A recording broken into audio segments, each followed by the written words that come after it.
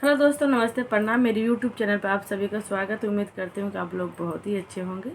तो दोस्तों, ये सुंदर सा माता रानी गीत अब जरूर सुनिएगा। नवरात्र आ गया है तो मेरी तरफ से हर भक्तों को माता के जितने भक्त हैं और मेरे जितने भी दोस्त हैं, मेरी फैमिली है, उनको मेरी तरफ से हैप्पी नवरात्रि। आप भी माता रानी के तन मन से पूजा कीजिए, उनका स्वागत कीजिए और माता रानी जाते जाते आप सभी पर जरूर कृपा दिखाएंगी।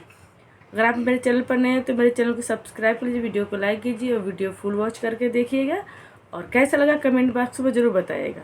ये सुंदर सा माता रानी का गीत जरूर सुनिएगा। दिन दोपहरिया माई घूमे नगरिया लेवे लगनी माई, घर घर खबरिया लेवे लगनी माई, सेवक के खबरिया लेवे लगनी माई। दिन दोपहरिया माई घूमे नगरिया लेवे लगनी माई, घर घर खबरिया लेवे लगनी माई, सेवे के खबरिया लेवे लगनी माई, भक्तन का खबरिया लेवे लगनी माई।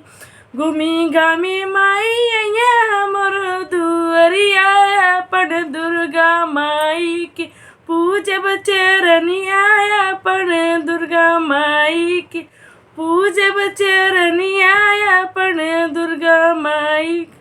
एक मुट्ठी चाउर अड़ुलवा के फूल हो, अपन दुर्गा माई के पूजब जरूर हो, अपन दुर्गा माई के पूजब जरूर हो, अपन दुर्गा माई।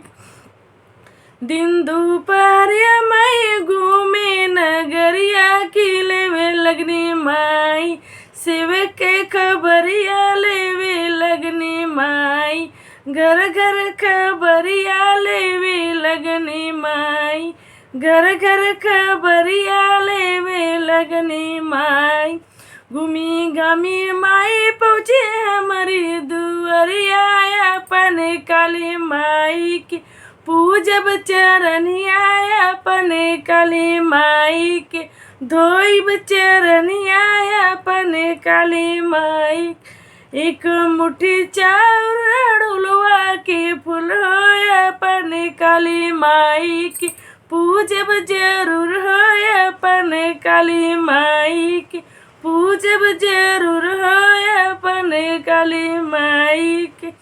दिन दोपहरिया माई घूमे नगरिया की लेवे लगनी माई, घर घर खबरिया हो लेवे लगनी माई, भक्त का खबरिया लेवे लगनी माई। घूमी गामी माई पहुँची हमारी दुअरिया, दोवे लगबो माई। घूमी घामी पहुँचे नौ दुर्गा हमारी दुअरिया, अपन दो दुर्गा के धोइब चरनिया, अपन नौ दुर्गा के धोइब चरनिया, अपन नौ दुर्गा।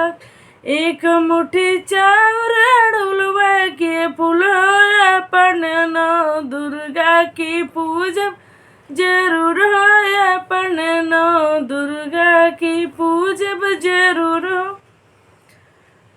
घूमी दिन दोपहरिया माई घूमे नगरिया की लेवे लगनी माई, घर घर खबरिया हो लेवे लगनी माई। तो दोस्तों, ये सुंदर सा नवरात्रि गीत माता रानी का जरूर सुनिएगा। और मेरा तबीयत ठीक नहीं है तो मेरा गला नहीं चल पा रहा है, और मेरे सुंदर सा गीत जरूर सुनिएगा और मेरे चैनल का मेरा सपोर्ट कीजिएगा। जय माता रानी।